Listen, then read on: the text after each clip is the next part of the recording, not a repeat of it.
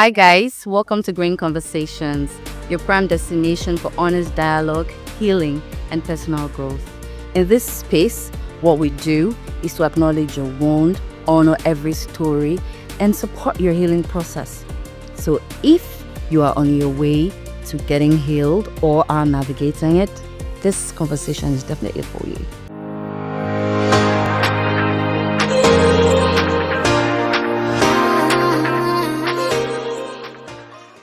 On today's episode, I am super excited to be welcoming my friend.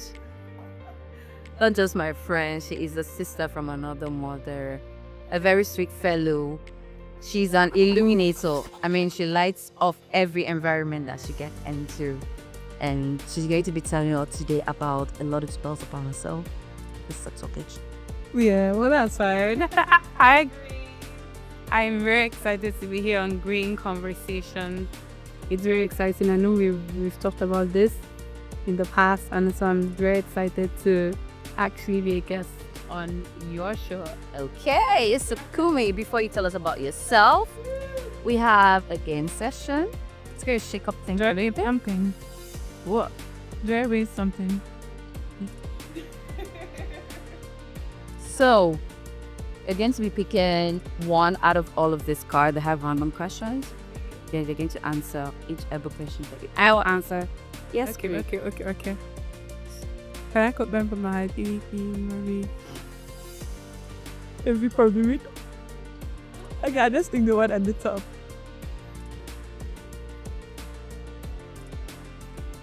And I should answer. I'll be the one to do it. I'll see. Now. Okay. What I don't understand it. Up. Go on. So talk about the time you let someone take the blame for something that you did. I let someone else take the blame. For something that you did. Greene, as a friend, doesn't sound like something I would do. So let's go for another question. Yeah, that's not something I would do. No. Yeah, no. Even as a kid, I think. Oh, sorry, Mike. So what have you done in the last 6 months that you're proudest of? I'm proudest of. Wow. In the last 6 months. Mm-hmm.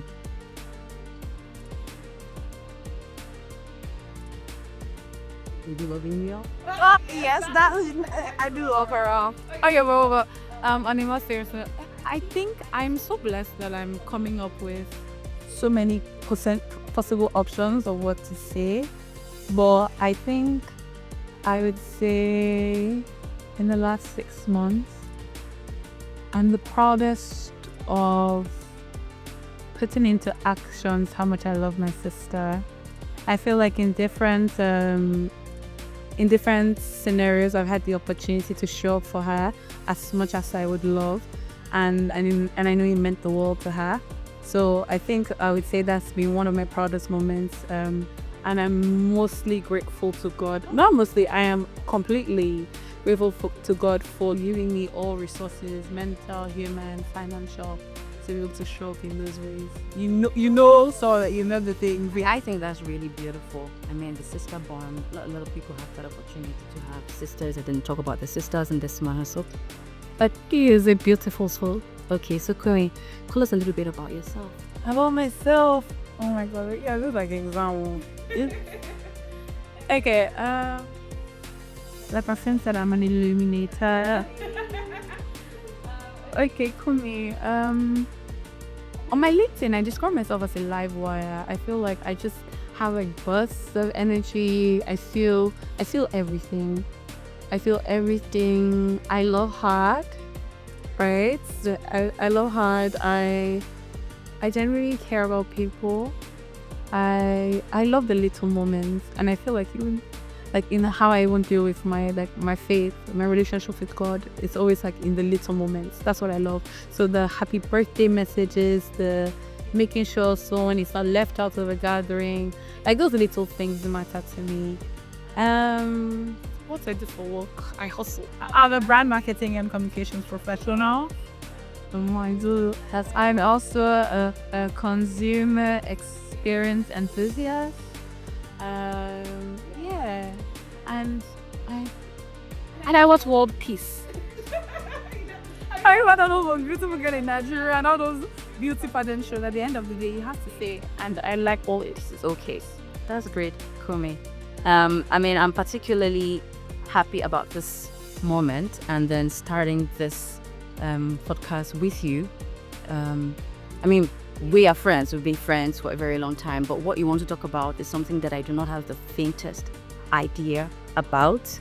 So I'm excited about that because I'd love to hear it, as much as people out there would also love to hear it. Okay. So please tell us what is it you want to talk about?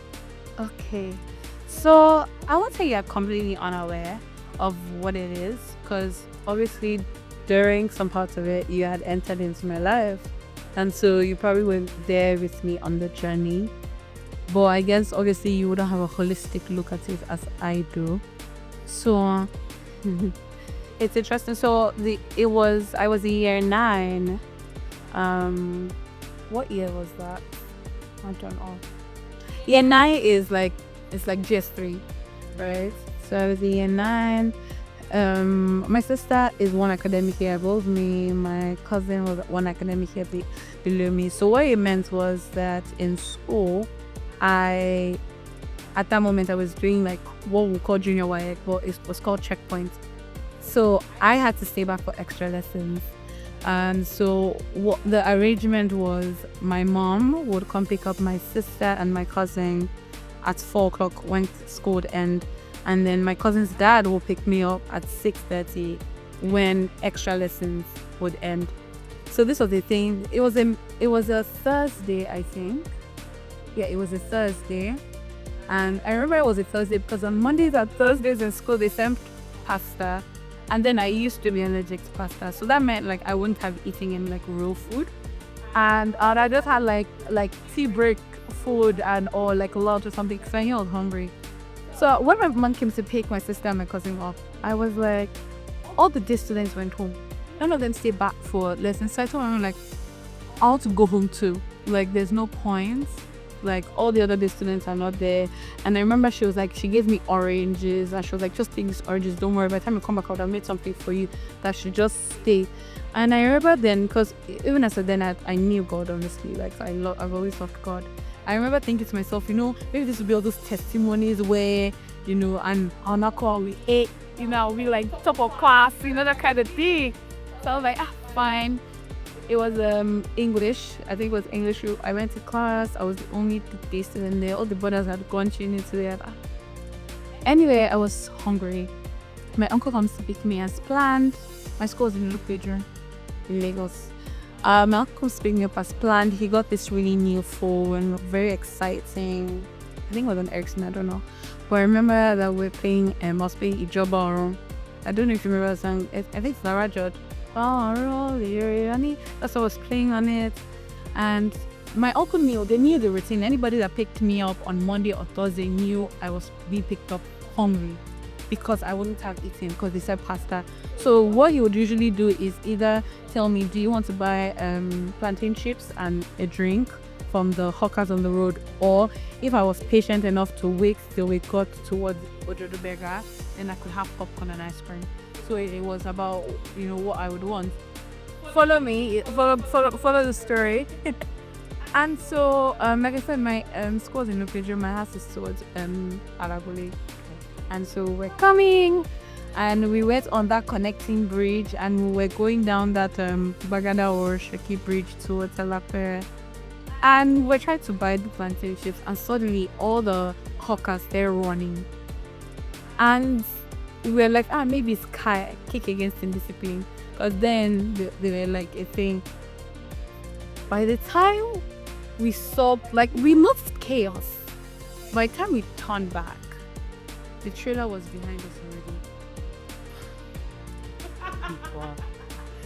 Wish! Oh my god, like, by the time we turned back, it was too late. Like, the trailer so basically, on the bridge, the trailer had lost his brakes. So it was literally smashing cars off the road. and it got to us, and next thing we knew was headlock, and our car turned around, and all I remember was my uncle was now, like, we're not facing traffic, cars were still coming, and our car was sort of under the trailer, so the underneath of the trailer was slashing through the car, so I could hear the glass breaking. And then when it's small like Toyota Menzies, and Such a trailer.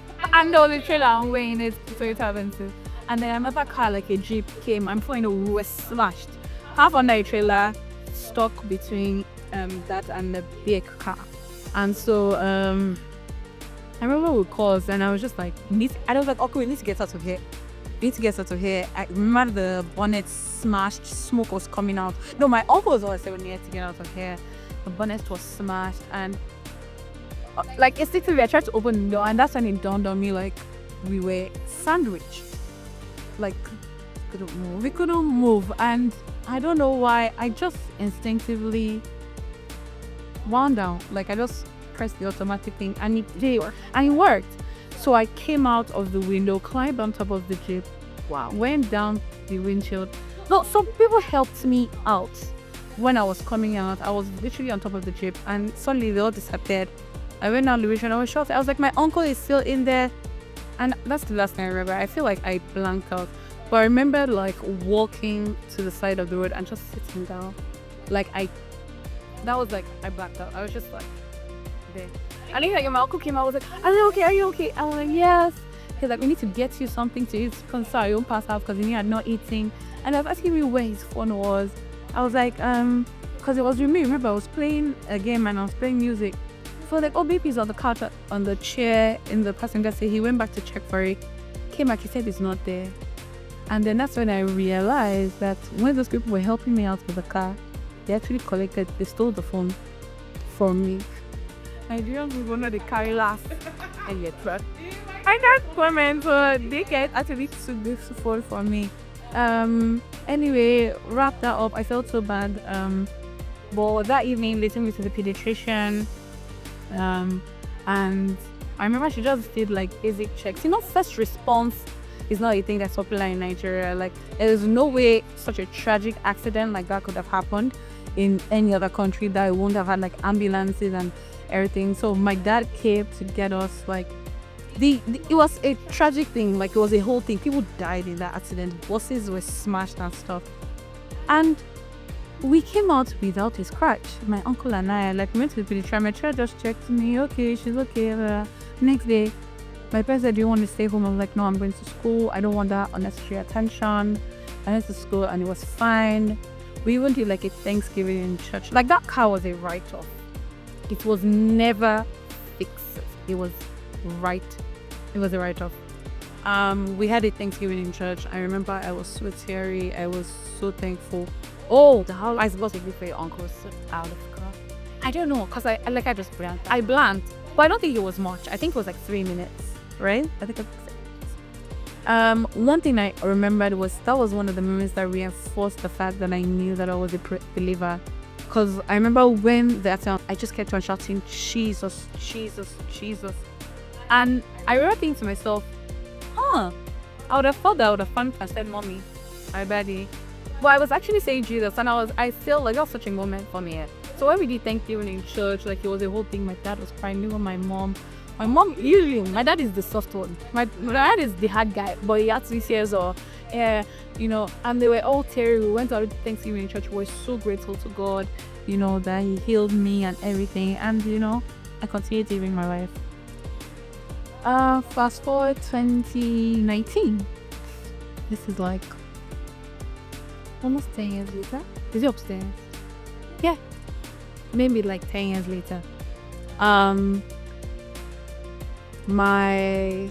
went out with my friends to the beach, and I remember we ensured that we didn't want to be reckless. We got a driver that it won't be drinking or anything, and took us to the beach and would drive us back. We went to the beach in Epe. We came back safe.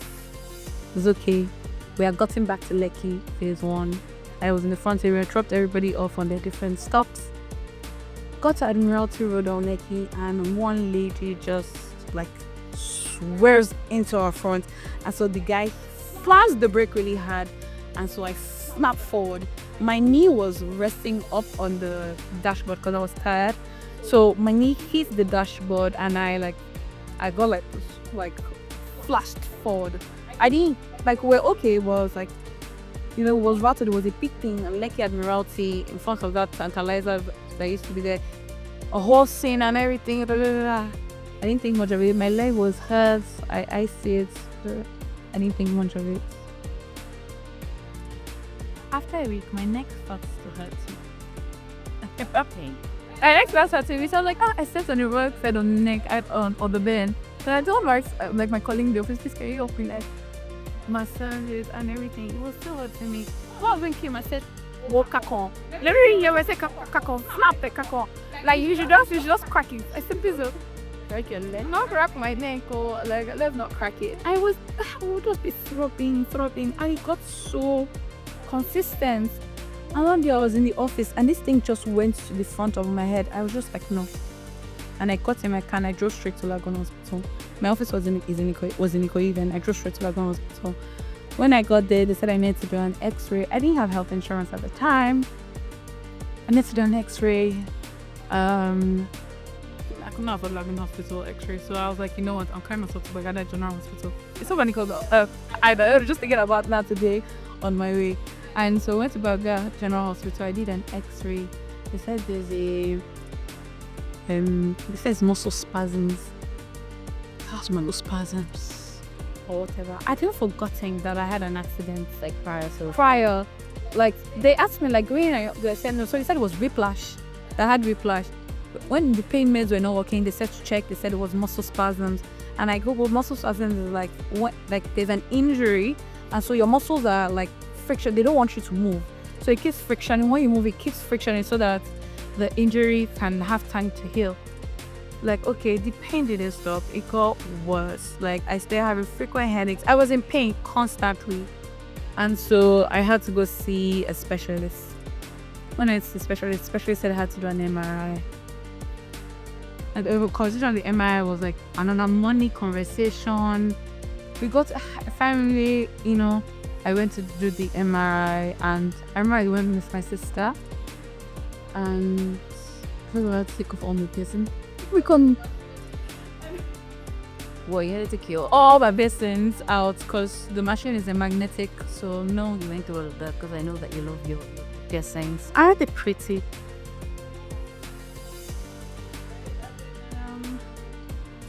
I remember when I laid on the machine, and I was just thinking to myself, and the attendant just goes, "Are you okay?" I'm yeah. It says you're crying. I just thought, let me I'm claustrophobic. I didn't realize that I would be that claustrophobic because it was my neck. They had to lock me in. And I don't even know an MRI machine. You go inside, you can't move, and it's 45 minutes. Yes, it's for. I feel on TV they make it look so glamorous and so easy. You it's the machine is right up there, so it's being in a casket. That's why I feel barely. You feel like you can't breathe and you can't move because it's taking a magnetic picture. And the one thing he did prepare me for, after 2 hours of me crying and my mom calling and my dad calling and praying with me and begging me. In fact, they were considering sedating me. They had to call the specialist or can sedate me. I was like, you know what? My dad was like, you can do it. The whole family got on the call, we could do it. So I got the noise. The machine actually makes a gong noise, but I stayed calm for 5 minutes. To cut that whole process short, they said apparently in that accident I had when I was in year 9, I had dislocated my neck. I didn't know. So that one was sitting pretty. We were just sitting there. And then I had that other accident, it pushed it. So the best way I can explain it to you is Jenga, the game, or a bricks. If you layer bricks up, that's how your spine is. So I think they said my C3, C4 vertebrae shifted out of place. So my head it's not being held properly. Okay, we thank God we now have a diagnosis, and they called it retrolysis or so, and it's supposed to be a degenerative thing. With Rita, you remember all this. I said the doctors that are watching this will tell you that maybe I'm not even giving all the details, but like, and it's supposed to be degenerative. Degenerative means like it's gonna get worse. So it's like, so what's the solution? Because at this point, I was in pain constantly, and basically they told me like the only way to permanently fix this was to have orbital spinal surgery. They would have to put like metal plates, to put it back, put metal plates to hold it together. But then spinal surgeries are one, expensive, and they're risky, and they typically don't just recommend that. That the best thing they would advise me to is they'll give you meds to manage the pain, and that sometimes the body just heals itself. And I was like, I don't understand. I felt like I was sentenced to a lifetime of pain. For the love of God. I felt betrayed. I felt hurt. You felt betrayed by God. I felt betrayed by God. I felt disappointed. I also felt like the devil was having enough. Because we had gone to church, we had done Thanksgiving. Oh, we cannot without a scratch. I don't know how to explain. In Yoruba, you say or like I'm coming to meet you front. And I felt like that's what the devil was doing. Like he was snickering at me and laughing, like look at you, I will meet you in front. And at the time there was like, so I'm like, so you're telling me there is no solution to fix this? I was in pain. I don't know how to explain. I was in a lot of pain constantly. I started now in sim. She'll wake me up at night and be like, "You're crying in your sleep." Like I will be crying from the pain in my sleep. I was not okay, and I just felt hurt and betrayed, and a little disappointed. So for how long were you in your disappointment state? I think I got the diagnosis in July 2018. Not only was I in the disappointment, it led me to a new phase of depression that I had not experienced. I know that as of December, I wasn't going out. I didn't go anywhere. Let's see, December has been a thing for a while. Like people they'll build off concerts and everything, and I used to have like tickets and access to the social on. So I got the tickets and I was giving to my sister and my cousin. And I remember it was so much that my auntie that able said she noticed. I remember it was this false concert. She was like, actually better to go with them. I'm like, no, I'm not crying. I was actually wanted to go to I don't have a ticket anymore. I said, how much is the ticket? It says VFT. I said, I'll buy it. I said, I'm not going. And she was like, are you a little depressed? Because I was popping pills. That was one day. I think I'll try and find the picture and send it to you. Like I had different pills because like I'll take pain meds. I'll have to take things that'll protect my ulcer. I'll take this. I'll take that. I'll take that. And it was morning, afternoon, night, and it was beyond the physical pain. It was. You can asterisk. It felt like mental fuckery. That word when I'm done. It felt like the devil was having a laugh with me. It was horrible. I don't know how to explain. I was consistently in pain, and I had to be a human being. I had to shop at work, and I shared some of this with my bosses, like to a degree. And the work must work. I must earn salaries. But sometimes they'll say, "Oh, are you okay?" And I know they're now asking me if I'm okay because they really care. They want to give me another word. And, But I was 2019, December. So it was 6 months. All the way to 2020 with COVID. I started to live with the pain. And it affected my life in I couldn't do braids the way I liked anymore. I started doing light braids, fewer, I wouldn't do heavy braids, things like that. I wouldn't carry my hair for so long. I had to start getting like double pillows, like just little thing became your friend. If one night, whatever you started living together, it was that you liked, and that you expect that. It was my life. It was a strong part of my life. In fact, for the first few months, my mom used to call me, like, and I'm not exaggerating, like several times a day. Like, are you okay? Are you okay? I had to tell her, like, the answer I give in the morning is not different from the answer I give in the afternoon or in the evening. If anything, this is putting me under pressure to lie to you about, because it's like you just want to hear me say I'm fine, and she's doing it from a place of care and hurt, because there's nothing she could do. Like, literally, there's nothing no one could do, and but I went through a phase with God in that moment. So okay, I hear you, Kumi. So you moved from being happy, the family time, to the tragic time, to living your life again afterwards, and then coming like double. Exactly. Yeah. So, and then you got depressed and all of that. So, I remember that you said you had to work, you had to do the work. So was there any time where you had to do the whole transfer of depression thing, because you have a lot of people in workspace where that experience things. People will say, oh, you don't know what experience experiencing, so just sleep big. Yeah. So how were you able to balance it? How were you able to walk that through? Exactly. Well, I was on the receiving end of myself, so I don't know how people would have received me. What I would know that I did was when I started withdrawing a lot more. That's when my communication became worse. Like, you see how I don't respond to messages sometimes? Like, you won't know because I respond to you. You're on my message. You're a priority. You're better to be related. Yeah, but like, I don't respond to messages as much. I don't enjoy chatting as much anymore. I don't like being on the phone. I cut into myself. That happened a lot during that period. I didn't snap at people. I feel like a lot of the effects were more internal. That was the first time I actually had like a suicidal thought. And I always say that suicidal thoughts are not, most times, it's not like people that experience suicidal thoughts want to die. They don't actually want to die. They just make things to stop. And where they don't have to explain themselves.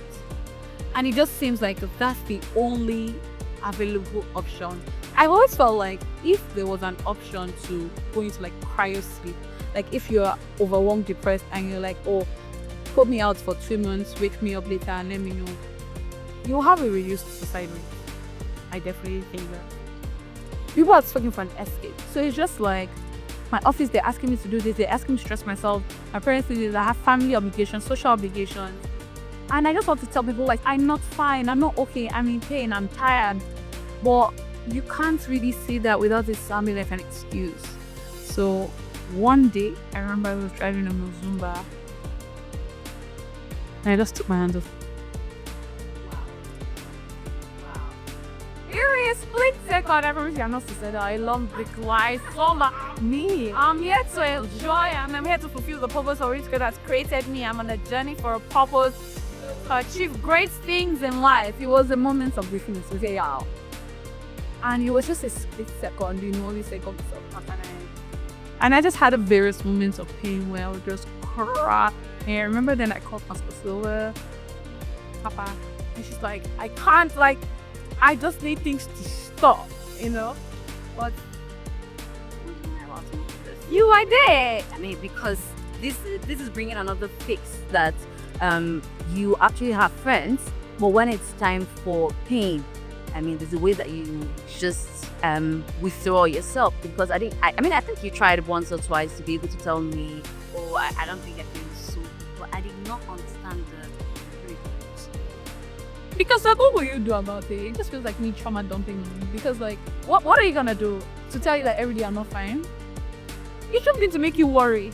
That's it. Okay, Max, pray for me. Prayer is key. Don't get me wrong. But as at then, that was how I felt like. there was nothing sharing how hurtful it was going to do for my friends or my loved ones. Did you find a day to talk to God? Did you find a day to say something? What was your tone? Did you ever, because you said you were disappointed, you felt, We felt betrayed. betrayed. So in the event that you actually spoke to God, how was it? Yeah. I guess now we can approach the turning point. The light at the end of the tunnel, the illuminating part. So 2020, even at my birthday, because remember, I think I was looking at videos from my birthday the last time we went for dinner, at Icebreaker or something, and I remember even then I would still have pain from time to time, but like, at this point I'd have gotten used to it. Yeah. And COVID hit in March, and lockdown, and during that time, I got closer to God. I got a bit closer to God, and I remember there was this fast, this 30-day fast in the month of September, and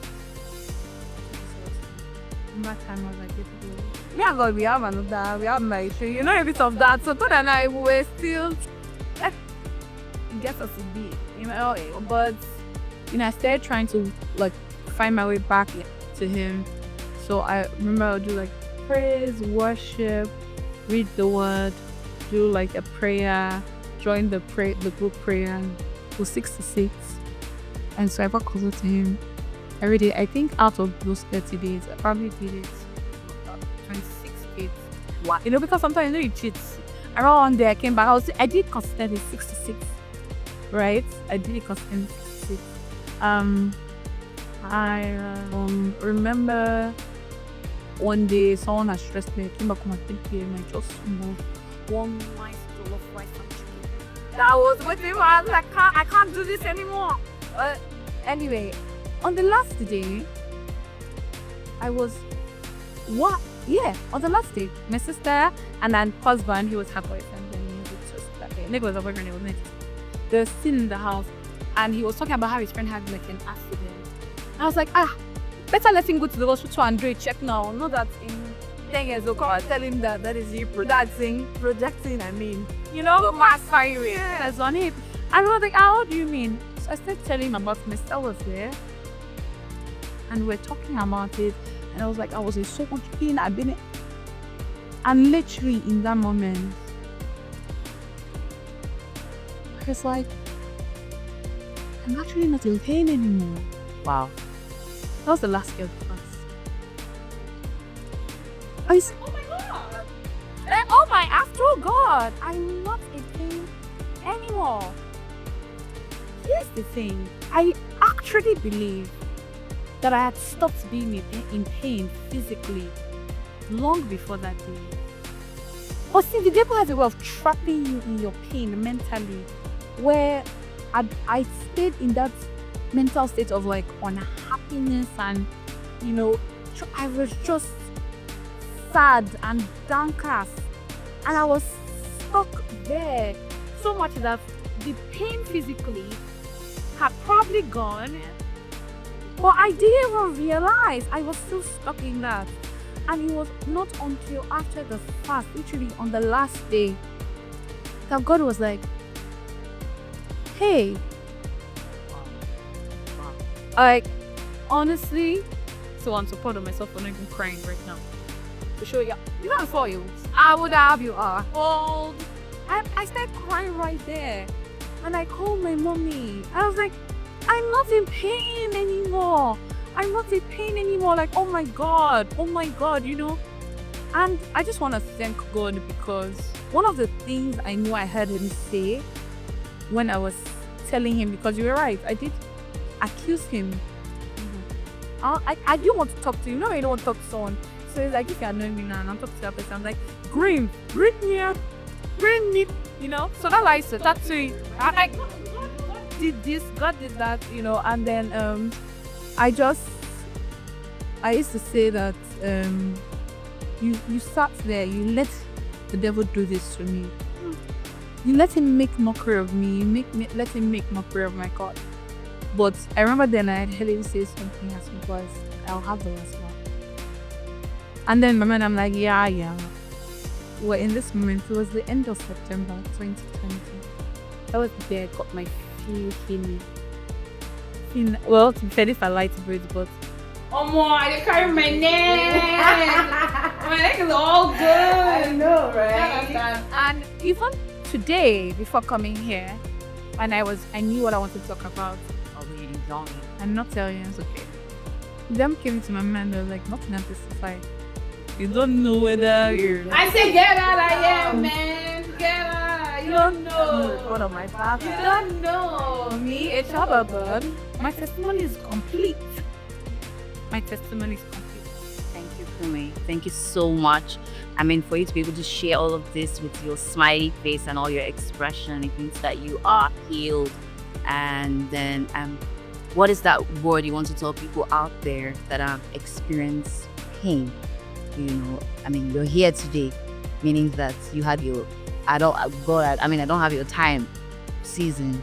I'm upset with you season. So what is it you want to say to people that have experienced pain? Is there hope for them? I will say this. All things work together for good. To them that love God, if you then will not call according to his purpose. It's one of my favorites. Because it says all things, not good things. All things. You have to trust the process. I love this on Instagram. They say that the process no we are trusting it. I'm not trusting the process, I'm trusting God. It says his word will not come back without fulfilling that for which he was there avoid. And you need to know who you are in Christ and not be faced by the little things that happen every day. You have to trust that every single thing is for a purpose. And so I would tell you to remind yourself, I'm on a journey for a purpose that is ordained by God, is curated by God. And I know that whatever I'm going through, there's something for me at the end of it. Thank you so much, Kumi. Thank you so much. And if you're out there, you've heard Kumi, and I also know that the more that you experience things, the more there is a reason why you experience them, because it just it keeps getting better. So do not give up. And whatever it is that you're experiencing, you have other people that are experiencing even way more. Just keep pushing and never stop. So if you